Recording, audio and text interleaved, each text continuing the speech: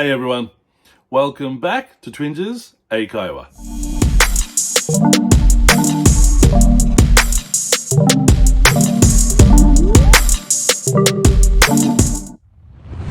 皆さんこんにちは、Twinges 英会話です。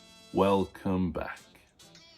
で、今日のワンポイントレッスンは Phrasal Verb、句動詞。で、今日の Phrasal Verb は to cover up。To cover up means to use something to conceal something else. 何かを使って何かを隠すこと。例えば、She laughed to cover up her feeling of embarrassment. 彼女は恥ずかしさを隠すように笑った。で、もう一つ。The government is trying to cover up the scandal.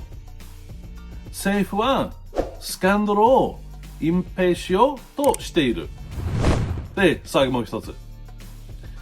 He tried to cover up all his mistakes.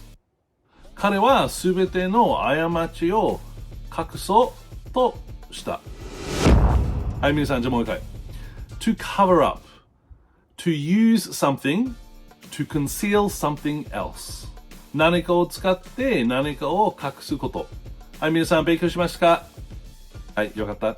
それで質問ならば、大変ならば、みんな下コメントお願いします。で、皆さんいつも見る本当にありがとう。Thank you for watching and see you in the next one. Bye bye.